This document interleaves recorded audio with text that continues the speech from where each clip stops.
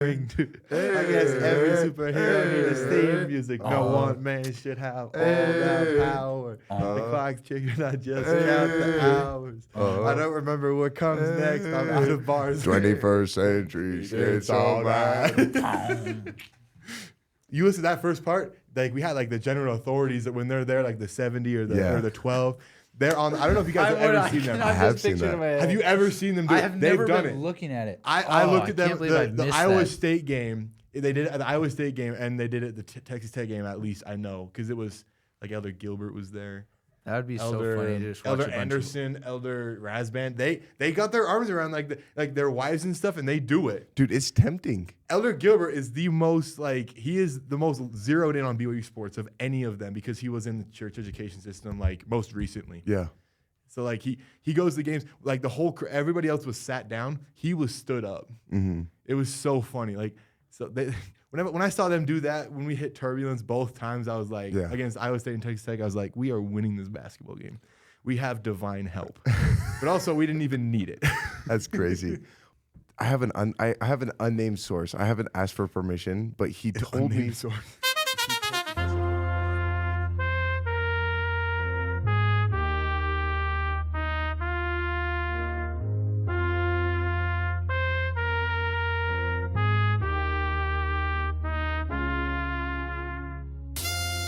He told me. He said the prayer at a professional basketball type game. stuff. Yeah, he said a prayer at a basketball game for BYU. I don't know for the listeners on the podcast. I don't know if you know, but at BYU there's a person who says the opening prayer, and if you say an opening prayer, you get really good seats, and you sit right behind the president. Do they ask people to say the opening prayer? Yeah, like they usually ask, people? and it's usually just like members of the faculty. Oh. Usually members of the faculty or like people who are like close. Like they've got like this like certain system of like people who pray. Well, this person was sitting behind a general authority, an apostle, and what's his name? And Shane Reese, which I found out today that his actual name's Chris. Christopher Shane Reese. Christopher Shane Reese. And Shane heckles the refs. I don't know. I'm not even surprised by that. My univ professor, my univ 101 taught. He played ball with Shane Reese, like church ball, and he's like, yeah, dude's a baller, but he'll get in your face and he'll like yell at you. Like he's an intense baller. Basketball is like I think his first love, really. Yeah. So Shane, that doesn't surprise me. I have a soft spot for the refs. So I kind of don't love that from Shane, but I love how he's in it for BYU basketball. I'm not surprised that he does that though. Knowing what I know, like this isn't slander because I'm sure he'd be fine, especially because we're students. I don't know. Maybe Shane's chill like that. Shane, come on the podcast. But I'm like, dude, like I appreciate it because it's like they're all sitting over there, and sometimes you see like when Shane's with the general authority, he was sitting right next to Apostle and he's heckling the refs. I'm like, dude, shout out to Shane. He's a comfortable guy. He's being real. Who he is, who you real. see is who he is, which is really good. Yeah, and I appreciate that, and I'm glad that he's our BYU president. So also, I hope I love watching. That's that's my favorite part of like watching the games, like looking down, like seeing what are the apostles and what's Shane doing. Yeah, like one time, like other Razman was there, and he like took off his suit coat. I was like, oh. It's getting serious now. It's getting real now. It was like against Utah or something. I was like, oh, baby. The only bad watch out. The only bad thing about being an apostle at the game is that you have to leave early. Yeah. Just because, like, otherwise you get, traffic, like, surrounded by everyone. Everyone would be like, want to talk to you. Or, like, other stuff. I don't know. Like, you got to miss, like, the best part of the game. Like, oh, my gosh, that stinks. Yeah, dude. Anyways, fire opening to our podcast. We should probably get started now. Oh, yeah. All right. Obviously, BYU wins. Wait, no, we have to say, hey, guys, welcome back to Hike the Y. Do you want me to say that? No. No. BYU. we gotta start the podcast by saying, "Hey, everybody, welcome to Hike the Y podcast. My name is Brandon Evans, and that's that. That's not a good Brandon either. That's the type of... Wait, hold on, let me try it. Okay. Hey, guys, welcome back to Hike the Y podcast. No way. Come on, Brandon, just... Hello, everybody, and welcome back to Hike the Y podcast. Today,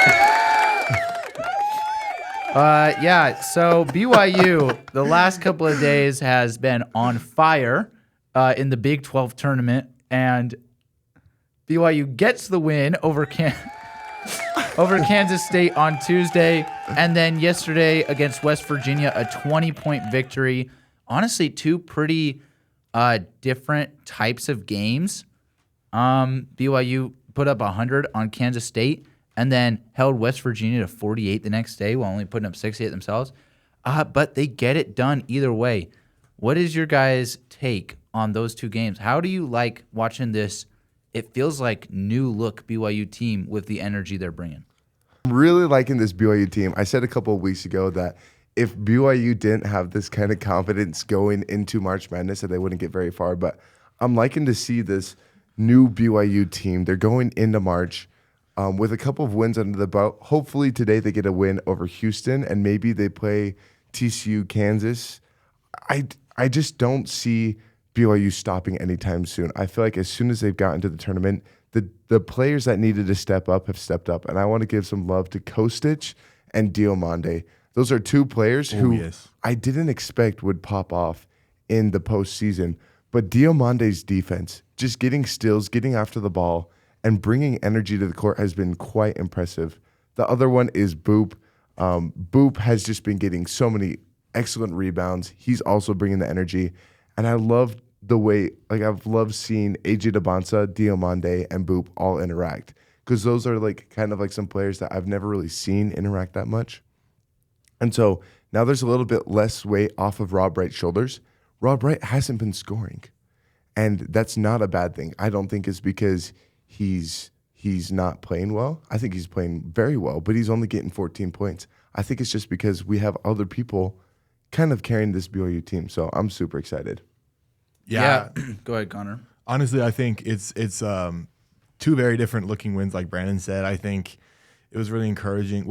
Kansas State, only winning 3 games in conference, they put up a good fight for a good part of that game. Mm-hmm. They finished the game 57% from 3 on 13 of 23 from the 3. So I think BYU really just showed in this game we can win down low when it matters. We also hit 11 threes ourselves, but we were able to dominate the paint, out-rebound them by 11, and then carry that momentum into West Virginia and just good defense forcing turnovers. I mean, West Virginia had so many unforced errors, but of the 22 turnovers they had, I'd say probably 14 of them were because we were playing some really good defensive ball, which was really good, and it was really good to see the enthusiasm. And this is a good litmus test for how far we've come in our confidence as well, because West Virginia, that loss in Morgantown was not that long ago.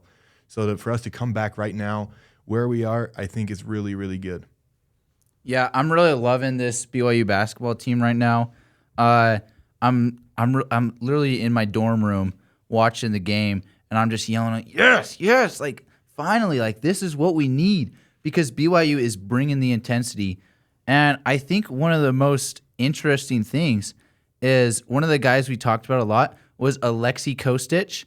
And he had a great end to the regular season, but so far in this tournament, he hasn't done the best. He's 3 of 13 from the field, I believe, and I think those were all threes. And he's not really been the guy that he was at the end of the regular season in making those shots. And so BYU's still winning. We don't have who we thought was going to be our main 3-point guy, although Moo Davis is really hitting. Mm-hmm. And so if he starts catching fire too, Moo Davis keeps up what he's been doing, AJ Dybantsa keeps getting to his spots, which he is doing so well, BYU is going to have an offense that is really tough to deal with. And then because you have those guys that can hit, you can throw in Dominic Diomande, who doesn't really have a huge offensive bag, and you can throw in guys like Boop. You can have Keita on the floor for long periods of time because they don't have to be the main offensive engine of this team. They can just be there for defensive intensity, and it's really working. I'm also loving this AJ to Diomande lob combo. I think they had 3, AJ lobbed it up to Diomande 3 different times, and Diomande was able to slam it home. Or maybe I'm thinking of the windmill dunk that Diomande had, which was insane. Play. But I love it because you can have Boop sort of do the same thing, but at the same time, you can't, because Boop has sometimes hands made of butter, and the ball just goes right through that is his true. fingers. But either way, I'm loving this team. If we can keep this intensity up, then with all due respect, I feel like we can beat Houston tonight. With all due respect, Boop still has butter on his hands when he's at the free throw line. it was funny listening to John Sciambi and Fran Fraschilla talking about his free throws. Like, yeah, he's 27% free throw shooter. I think it's dropped to 25 after he missed a couple. Yeah. But so I'm glad he brings the defensive intensity to the floor, and we can have somebody else shoot the free throws. Yeah. Speaking of some statistics, BYU has actually broken a couple of records for the Big 12 tournament. AJ Dybantsa passes Kevin Durant's freshman scoring record in the Big 12 conference tournament. BYU's AJ Dybantsa scores 40, which is insane. He also passes Kevin Durant in the most field goals made by a freshman, which is 15 field goals in one game. And then, according to my sources, it says that this is the most points Your scored by a sources, team, aka but I think they're AI wrong. overview. Yeah. Well, and it's also New York Cite your Times. sources. Cite your sources. New There you York go. Times. I'm just gonna throw New York Times under the bus. New York Times, please don't sue us. I'm just reading you guys. It says that it's the most points scored by a team in a game. I'm pretty sure that this was In the Big 12 in the tournament? Big 12 In tournament. the Big 12 tournament. But I'm pretty sure that it's second. I think that's what they're saying on ESPN. I'm not 100% sure on that one. So, according to the New York Times, one of the highest scoring Big 12 tournament games. Yeah. For both teams or for one team? Like combined? just for BYU. One team. BYU had 105 Okay, because points. 105 and 91 is a really high scoring game. It is Also it by is. itself, that might have been the one that they were talking about. I don't know. Yeah, I love but AJ Dybantsa in that 40-point masterpiece. Like lots of times we'll be like, oh, this dude had 40 points, but he also took 30 shots or 35 shots. AJ Dybantsa was 21. 15 for 21, and 4 of those were missed threes. So he only missed 2 shots inside the 3-point arc. That's extremely efficient. And if AJ Dybantsa is hitting those shots, like no one can stop him. Oh, yeah, I it don't was- think there's a single team in the country that can just completely stop him without like having every guy have to go to the ball, and you're just leaving other people wide open. Yeah, I mean, it was great listening to the broadcast. They were really favorable. They were very, very fair, I thought, but they also, when AJ was having his game, he was in his bag, they were giving him his flowers, and they were really saying, like, this guy's the number 1 pick in the draft. Like, they were saying that on the broadcast, and I'm like, wow, that's some very high praise. Also, I see no reason to contest that myself. I think Agree. he's playing to the level right now and showing that he can do it. And he's played so many minutes compared to some of the other guys, and he's taking over games when he needs to. But he didn't really take over against West Virginia. He just played his game and still had 27. So he's a great all around player. I mean, that's on 67 points in the last 2 games is absolutely insane. Yeah, and they're trying to keep him. They're trying to take him out at the very end of the K-State game, and they only ended up, or no, I think it was West Virginia. They were trying to take him out with like 2 minutes left, and they took Rob Wright out, but AJ waved off KY and was like, "Let me just stay in for the last 2 minutes," and it was making me a little stressed. I was like, "Please don't hurt yourself in these last 2 minutes." But I'm liking how AJ is in it to win it, and he said at the very beginning of the season that he wants to go home with a national championship. Now, do I think BYU is going to make it to the national championship? I'm not 100% confident, but this team is different than a team that we saw 2 weeks ago. The team that we saw play in West Virginia, UCF, Cincinnati is different than the team that we saw play Texas Tech, Kansas State, and West Virginia. It is a brand new team. And with this kind of energy, you can just see them on Instagram. I was looking through AJ Dybantsa. He was posting some reels of kind of how they're living outside of the in the tournament.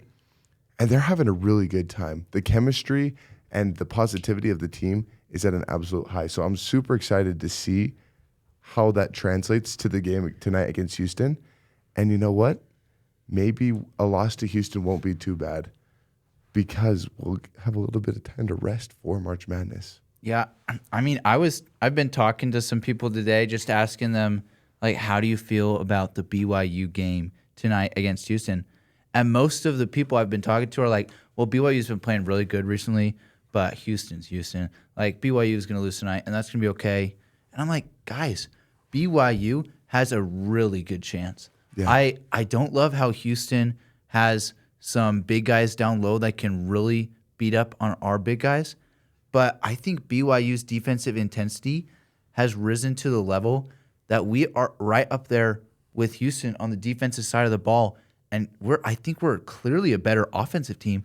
I think we can hang with them and even beat them. And one thing that just stands out to me from this West Virginia game, I think the big thing last time when BYU lost, they gave up way too many offensive rebounds. They got out offensive rebounded by forever. And this game they won 16-10 on the offensive boards. So I love how BYU's improving.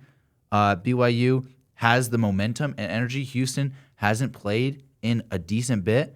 I really like BYU in this game tonight.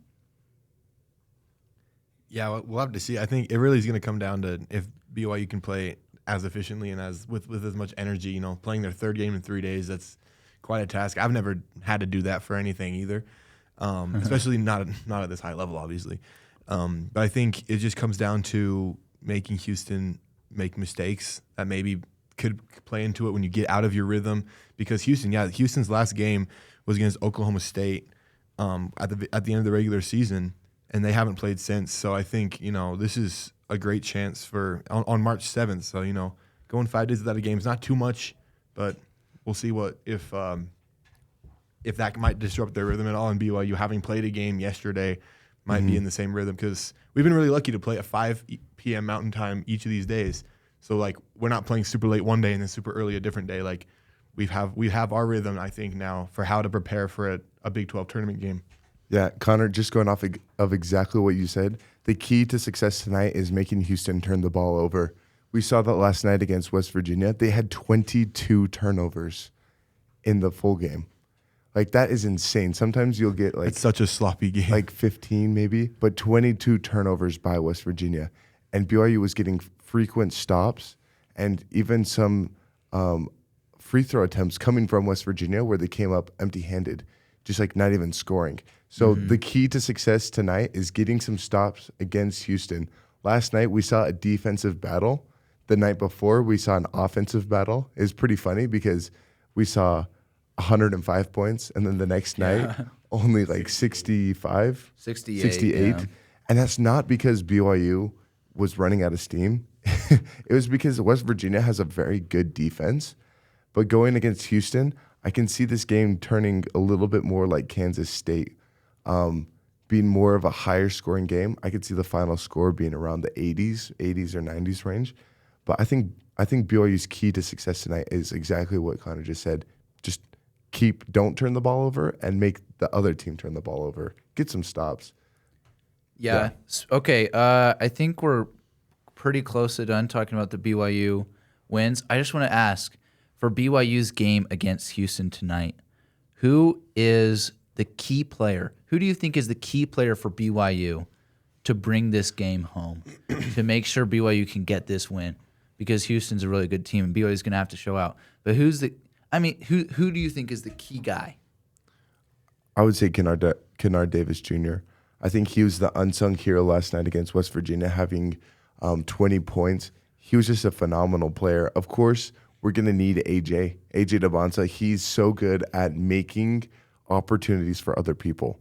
Every time the ball is in his hands, he can get to the hoop, and he can get opportunities to Diomande. He can get opportunities to Boop. He can get opportunities to Kennard Davis Jr.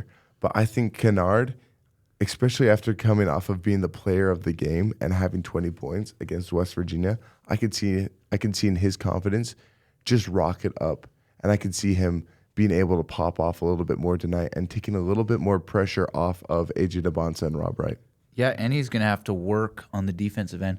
He's probably going to be on either Kingston Flemings or Emmanuel Sharp the entire game if he's in. So he's going to be working on both sides of the court.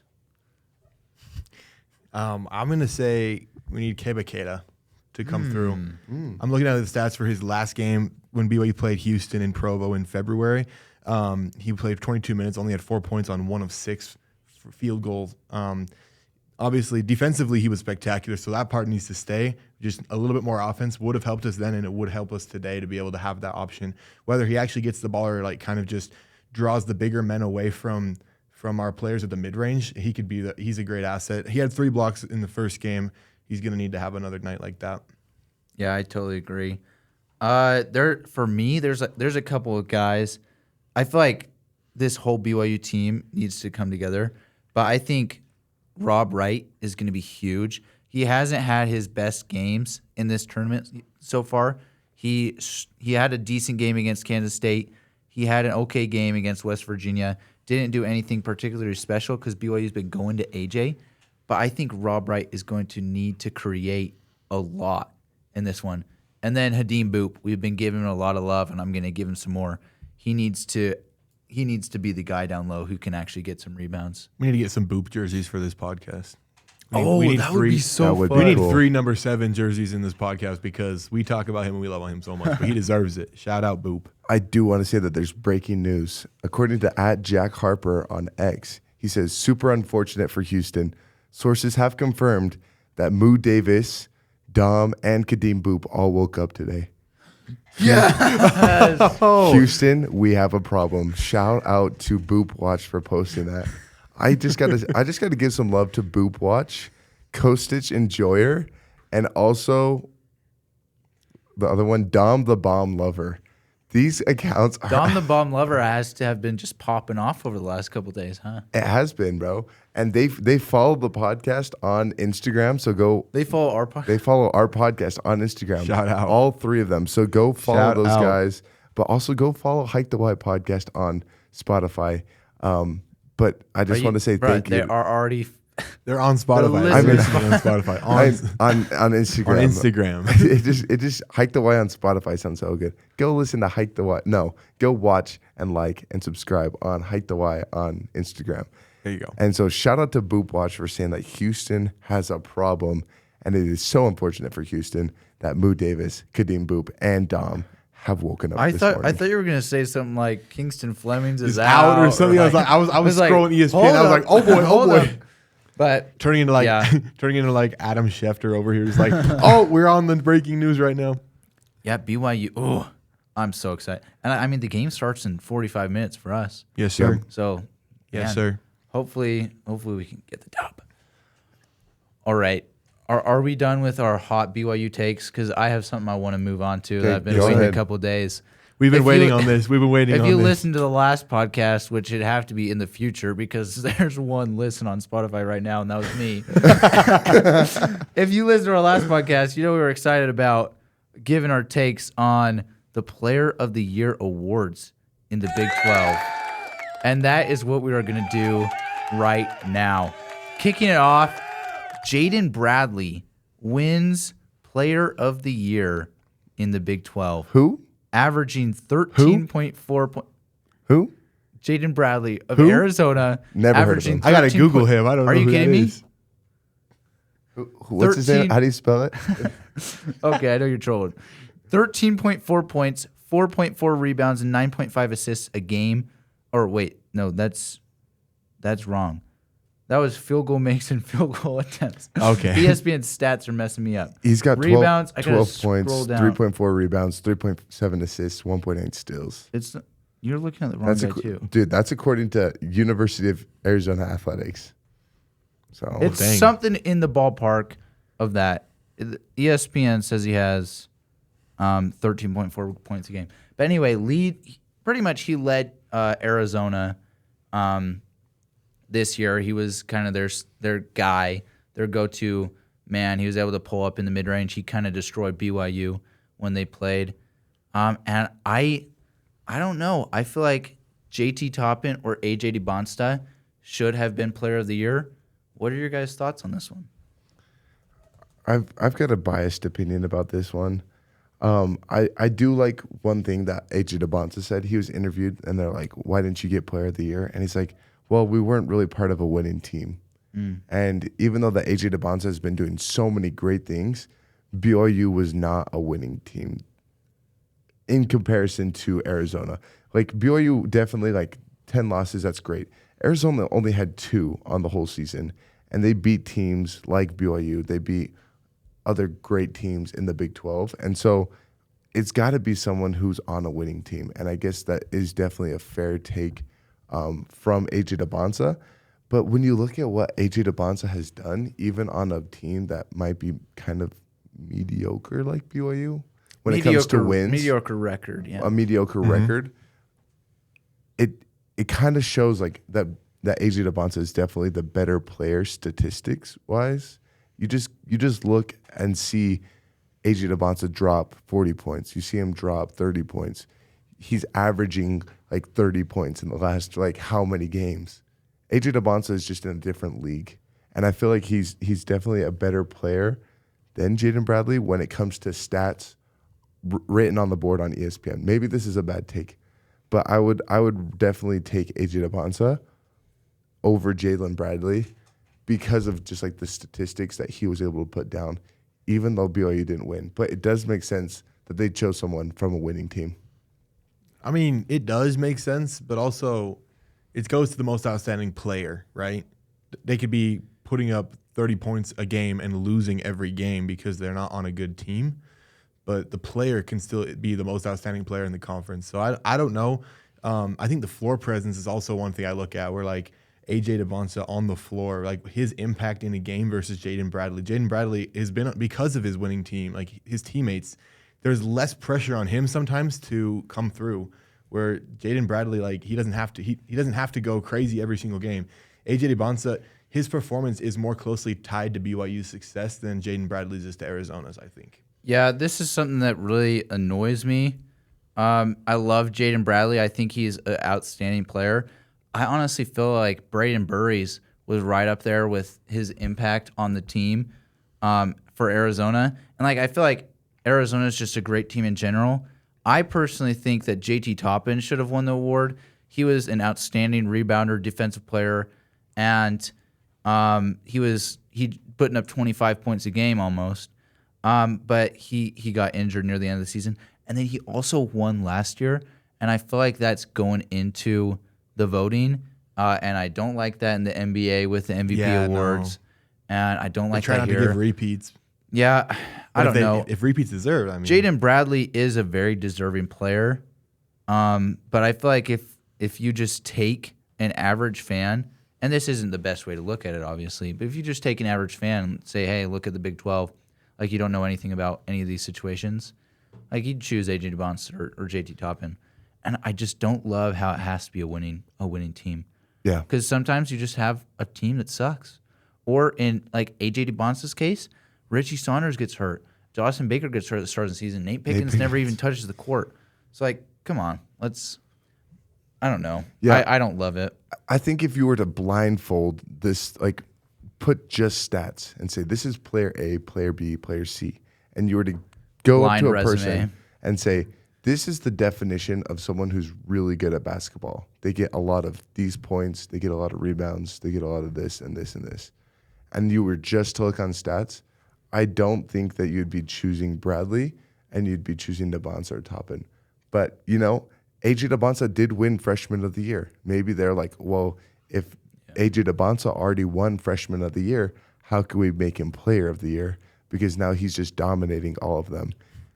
Maybe he does, though. But maybe he does do here, that. listen, you know? This is just another interesting fact, and we probably can move away from like this specific discussion after this. But all Big 12 first team, only 3 guys were unanimous choices, and those players were AJ Dybantsa, Kingston Flemings, and JT Toppin. So Jaden Bradley wasn't even a unanimous choice for first team.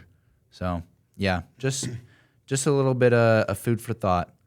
All right, next award, Defensive Player of the Year. My guy, Flory Badunga. I've been praising his name for the last couple weeks. I love how this guy plays. I think he totally deserves it. Yeah, what are your guys' thoughts on this Defensive Player of the Year award? Honestly, I have not much to say. I didn't watch a whole lot of Kansas and I see him a lot, to be honest.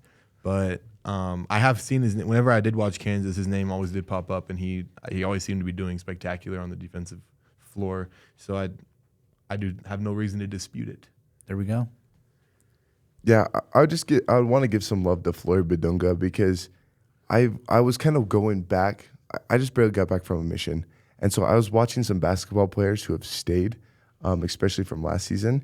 And if you look at Flory Badunga as of last season, he was getting 16 minutes a game, averaging 5.9 points, getting 1 block a game. Is pretty average stuff, like 5.4 rebounds. But now this season, he's doubled his minutes. He's doubled the amount of points that he's been scoring, almost tripled the amount of points that he's scoring. He's got double the amount of blocks and double the amount of rebounds. And this is all in one season. So he's definitely a very improved player from where he was last season. And just like the way he plays, kind of the dominance that he kind of provides on the court when it comes to defense, coming to blocking shots. I really like Floyd Badunga for this award. Heck yeah. All right. Scholar Athlete of the Year. I mean, I don't really know. What does that even mean? I think it's like GPA your based, academic like plus your athletic performance. Well, good for Taman Lipsey Taman from Iowa Lipsey. State. He's one of those guys that I love to watch, and I think that they're a great human being. He's stayed at Iowa State for 4 years, and he's been a go-to guy for that team. So I think this is, although I don't know how he's doing academically, obviously he must be doing well. Obviously, well. Like he must be doing well. I think it's great for him. I do think it'd be interesting to see like non-scholar athlete of the year. Like you're You mean player of the year? No, like you're bad in school. Oh. Like showing some hate but love at the same time. I think that'd be funny. These players are hanging on to their 2.0 GPA Yeah. to stay eligible to be on the team. So I looked up Scholar Athlete of the Year, and usually they're athletes that have a 3.5 GPA or higher. So Shout out to Taman Lipsey. That's impressive. being a student athlete, like it is hard for me to keep a 3.5 GPA higher, and I'm a full-time student. Yeah. So and being able to like go to practice, go on away games, and just have like a really good season, because it's not like it's some player that you've never heard of who's playing left bench. This is a really good player playing for. This is Iowa State, correct? This is a starter. Iowa State starter yeah. of Iowa State, and it was a really good team, an Iowa State team that was number 6 in the nation, sometimes even lower.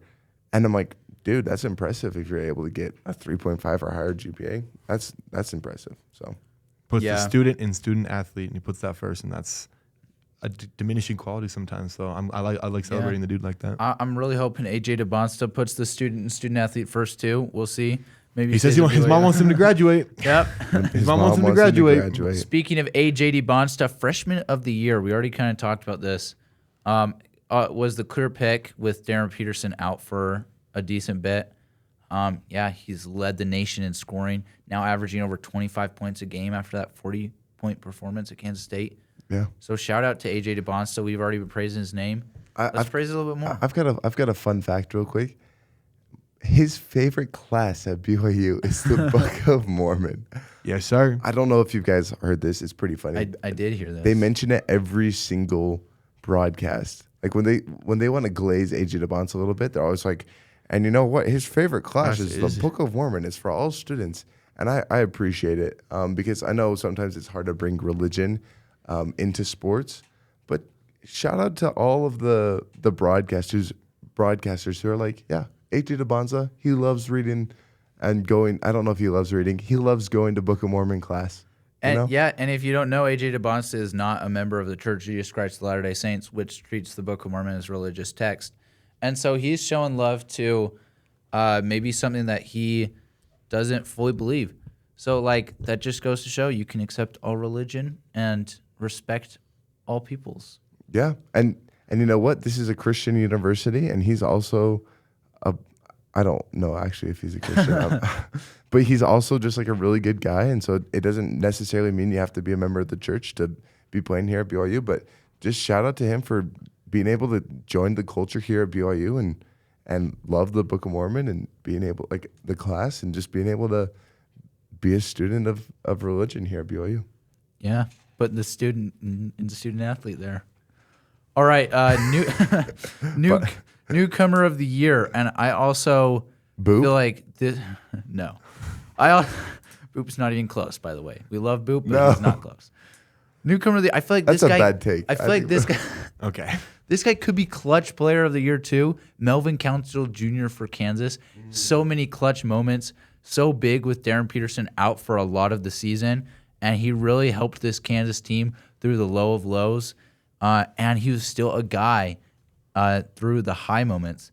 So Melvin Council Jr. from Kansas, his stats are relatively average, but he's that guy that I want shooting the last shot in those waning moments of the game. So shout out to him. Yeah, I don't have much to say. I think it's pretty interesting that he was the one that's chosen. Do you have someone else in mind? No, I think it's Boop? just, yeah, I think it No. should have been Boop. I'm just kidding. I have no opinion on this, so I'm just gonna I've already outed myself that I didn't watch a lot of Kansas this season, so I think I do remember him going off against us. Yeah, I'm going to group these two together. Sixth Man of the Year award, Toby Awaka, and then Coach of the Year, Tommy Lloyd, both players for Arizona. And Toby Awaka was a consensus pick for Sixth Man of the Year award.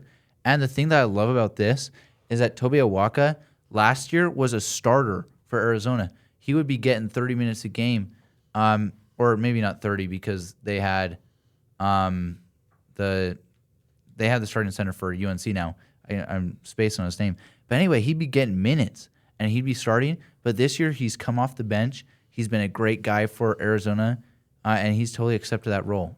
And then Tommy Lloyd coaching Arizona to a near-perfect season. So I would like to suggest another coach. if you suggest Kevin Young. No, I will it's not Kevin Young. Okay. It's Richie Saunders. I just want to say, after Richie Saunders has been hurt, he's been coaching the players on the sideline. And so I think Richie Saunders should have been Coach of the Year award. Okay. So Nate's shout out. Hey. true colors have been out since the beginning. We appreciate that. Rich, I mean, I love him, but I liked honestly, it. I see him just sitting on the bench a lot. I thought he'd be a little bit more involved than he is, actually. I was gonna, yeah. But yeah, like I'm not hating on it. I'm not hating on him. Yeah. Well, do you know what's interesting, guys, after going through all these awards? Wait, we have one more. We're missing Darren Peterson. Can I give the last Oh, one? yeah, sure. Go ahead. Most improved player of the year, Christian Anderson. I love this guy. Can't say enough about Joy him. to watch, bro. Yeah, just go He makes watch his basketball highlights. good. Watching him was fun. It was fun watching in person. It was like, well, dang, we have to guard him again because I mean he showed significant improvement from last year to this year. Obviously, that's how you get the award, but he was really has been putting in that work and to make himself the player that he is, and he should be, I think, possibly in the league. Yeah, first round pick is what it's looking like right now. All right, go ahead, Nate. Yeah, where's Darren Peterson on this list? Darren Peterson's on the He bench. checked himself out. Bro, he's on the Big 12 second team, sitting on the bench right now. He checked It's himself Not on out. the first team. It's just interesting to me because there are still people out there. I was seeing something today that was posted today. I think and they're ESPN saying, still has him as the number one prospect. they're saying that Darren Peterson is still the number one prospect. He's not. He's a prospect. That's why. Like I don't What ESPN says is necessarily different disagree. than what I would take GM AJ, say. but What ESPN says is different than what GM say too. And also, before they're drafting either of these guys, they're going to go in and have an interview and work them out to figure out what they're thinking. Any of these teams that could end up with the number one pick in the draft. So I think prospect, I'm okay with it. Physically, like raw talent wise, when he is in, he has been outstanding. The problem is knowing when is he going to be in. Mm-hmm. So I don't prospect. do you disagree with that take, Nate? What take of what Connor just said? Yeah. No, I don't disagree. I think that's a fair thing to say. One thing that I'm interested to see is Kansas is going to be playing TCU, and so I'm interested to see how close that game is because TCU seems like a good team that will make a couple of upsets in March and in this tournament. Do they upset Kansas? And then if they play BYU, do they upset BYU? Hopefully not. Right? And so it's like I want to see if Darren Actually, would that Peterson even be an shows upset? up. No, I guess If TCU technically and not. BYU play? TCU's a higher seed, so no, not really. But like, would Darren Peterson show up? Would we have? Because I feel like right now, when you hear Kansas, you hear the praises of Melvin Council Jr. and you hear if you're not the dog, you're dog food. You know, like it's just I just don't see that there is a single NBA team that's going to want to take Darren Peterson for the first overall pick. And hey, Darren Peterson might stay in college too. At least that's what he's saying. So that would Want to actually, be AJ They're Dybantsa. just talking, bro. They're just talking. wouldn't it be funny if all these top end prospects stayed at college and all Another these year. tanking NBA teams just? Just die. I mean, the Just die. class is really deep, but still, it'd be kind of funny. yeah. All right, guys. It's been a fun day. Do we have any other any other hot takes? Any other predictions for the podcast?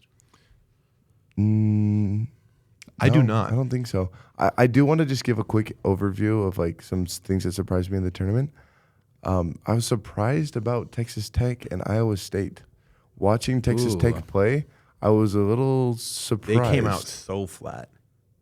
I was very Did not look that surprised. good. Texas Tech came out really well in the first 5 minutes, and then after that, they were like nothing. Yeah, it's just Iowa State also. That's the team that looks motivated to win this whole tournament. Iowa State they're playing their best basketball right now. Can relate them to BYU, I think. Like the energy that they're. It's kind of playing on the happened court. in tandem, but just Iowa State. I mean, not today, but not yesterday. Not today, but yesterday. That's what I meant to say. I mean, Tuesday for those listening. Yeah. Going through No, all the Wednesday. days. Son of a. Anyways. Okay, Wednesday. Anyways. Wednesday when Iowa State beat they had beat Arizona State by a record margin. They just played their hair on fire. It was like 48-15 at halftime, something like that.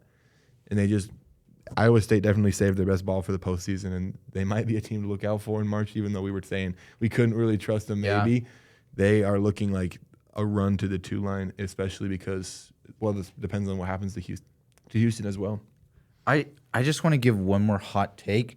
I don't necessarily think this is a hot take, actually, because I think you guys agree with this. I hate the glass court. Dude, you saw me text that. You saw me text that. I know. And It's for one dumb. thing, I'm pretty sure they're changing it because like the design of the court, because it's like all gray. But I remember yesterday, like the Big 12 logo was there, like the 2 lines for 12 or whatever it is.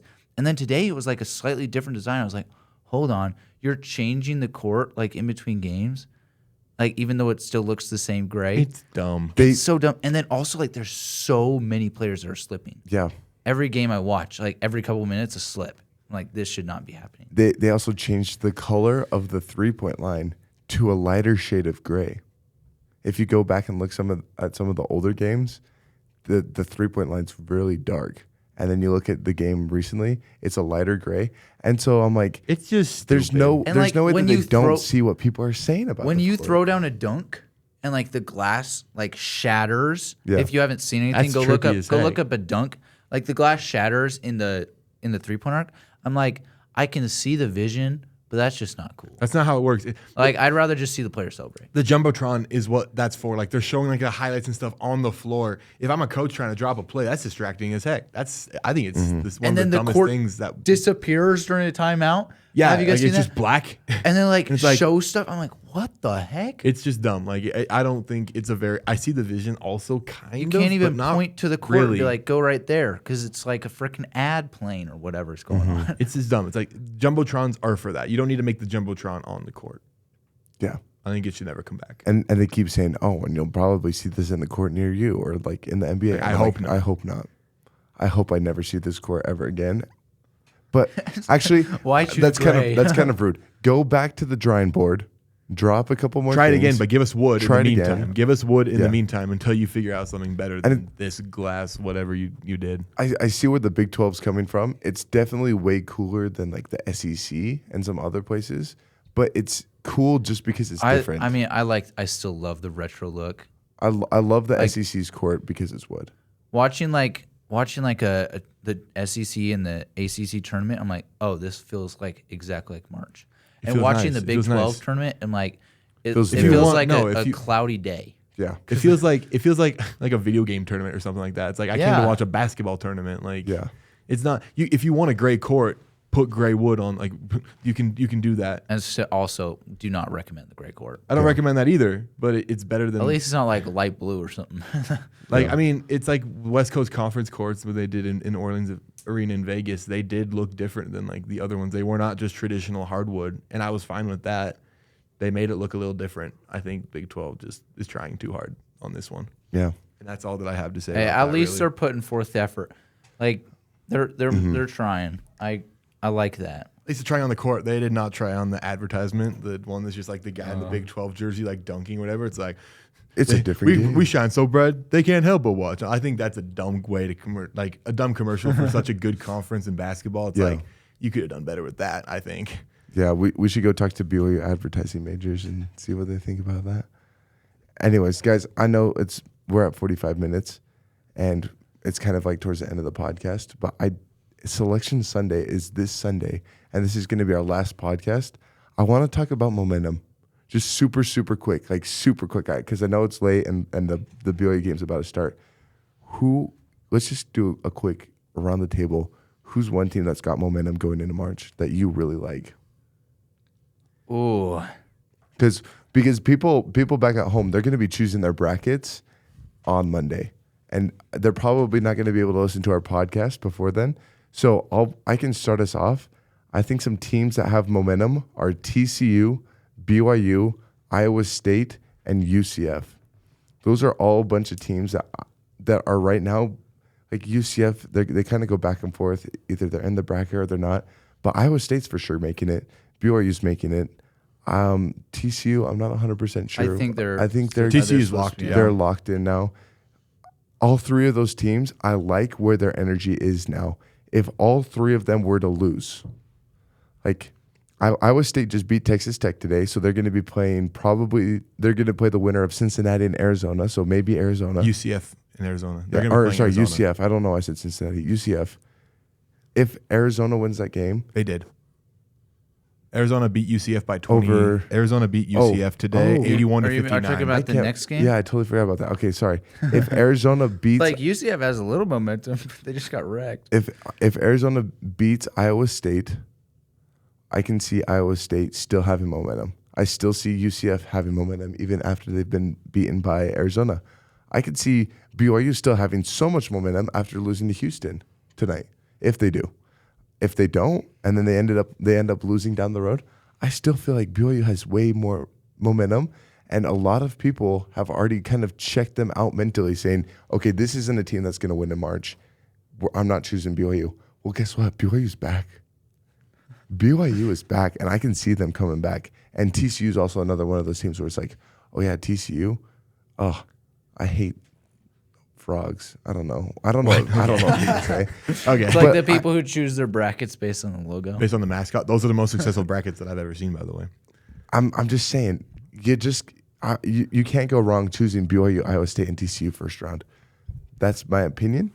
I'm not a bracketologist, but I don't really even trust the bracketologist, to be real. Yeah. But I will say one team, Arizona, I think they had a double bye and they came out and won by 23. You can't ask for a better game than that. That's 22-point win over UCF, who, everybody was really high on UCF. Now it's a little shaky on that, I think, but Arizona just showed that nothing's happened that would make us think that they won't win this whole tournament, that they might not win the entire NCAA tournament. They really just showed that they are who they thought they were, and I really trust them going into, having a one versus a 16. There will be no fluke, I don't think, from Arizona, at least in the first two rounds. Yeah, I love BYU's momentum. Another Big 12 team that I absolutely love, like I've been really impressed watching, is Iowa State, like we were just talking about. So much momentum, and I feel like they can really match up with most people because Justin Jefferson can guard, or it's not Joshua Jefferson can guard. I got Justin Jefferson messed up. Yeah, Justin Jefferson, go back to college basketball. Let's see you hoop. But yeah. This Iowa State team, if they can shoot threes at the pace that they've been shooting them, I think they can go really far. And then one team that I want to point out that's not in the Big 12, because obviously there's going to be a bunch of other teams in this bracket. I really liked what I've seen from Kentucky over the past couple of days. They got a couple of big wins. They're going to be playing Florida in the SEC tournament tomorrow. Mark Pope, former BYU basketball coach, is there. I trust that he can fire up this team for March. And if Kentucky plays well against Florida, they don't even have to get the win. If they can get close, I have high hopes that they can make a little run in March. They're a dark horse for sure, yeah. Mm-hmm. They could also lose first round because they could, bad losses. Kentucky. But yeah. Yeah, but that's just momentum as of recent. So if you're listening to this podcast and you're about to fill your bracket, think of some of these teams. Check their stats a little bit closer too, because they'll have changed by the time that you. Especially Kentucky, I would not trust Kentucky. They just have some momentum. I wouldn't trust Cincinnati. That's another one. Cincinnati, I don't know if they're gonna make it. Cincinnati blew the game away. They might don't make it. Yeah. Cincinnati's in the second four out right now, I think. Yeah, they're not. They had the game in their hands twice. I just want to say They really that sold. was Baba Miller did not show up. they sold the game, but it's also whoever didn't show up or whatever. They had the ball on the right side on the offensive side of the court with 20 seconds. They didn't run a play or anything, and they just let it run down and then tried to call a timeout too late. They did the same thing in overtime when they had the ball for 10 seconds. Didn't set anything up. Yep. Not very good coaching or playing by Cincinnati down the stretch. Texas Tech also on a 2-game losing streak. I wouldn't take Texas Tech just based on feeling alone. Watching them, I disagree they just with look that deflated. take, by the way. That's- Feel good hey, about that's Texas okay. Tech. Okay. I'm trying to help the viewers out. Feel good. I think Texas Tech still has a good chance to go and run. I also say don't choose Miami, Ohio. That's another team who I saw them play. There's just a lack of ball knowledge. I watched them play in their local rec center, and against That is Ohio. crazy. Look, That is And crazy. all 50 fans that showed up, it was pretty pathetic. And then afterwards, going over to the student section and just doing some atrocious things. That team looks like a team that is not built for March. God is not on their side. They definitely I mean, they lost to UMass today, so that tells you losing to UMass. They do have a losing they to did- UMass is They're not even guaranteed to make it to the tournament. They They're did still on have the bubble. 23 wins in a row, but a lot of them are in They overtime. had 30. 31. Or one 30. wins in I don't a know row. why I said 23. 31. Oh my goodness. I don't know where 23 came from. That's not even a full season. Anyways, I'm getting tired. This is a long podcast.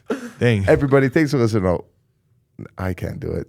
You got to go. All right, I got you. All right, everybody. Thanks for listening to the Hike the Y podcast. We hope you have a great weekend, and we hope that you can fill out your bracket and that you all be able to do good in the It's the March, Madness. baby. It's March March Madness. Madness. Enjoy the greatest time of the year, and we will see you next time. Go Cougs. Go dogs. Sick 'em. Sick 'em. Why did we go away from Go Dogs? Go Dogs. That's just the. It's Georgia basketball That's is the mid. original. Georgia basketball's mid. That's Go why. Georgia. Sick 'em. We're changing up tradition, and I don't like it. That's all I'm saying. That's why the podcast sucks now. I gotta go. Just kidding.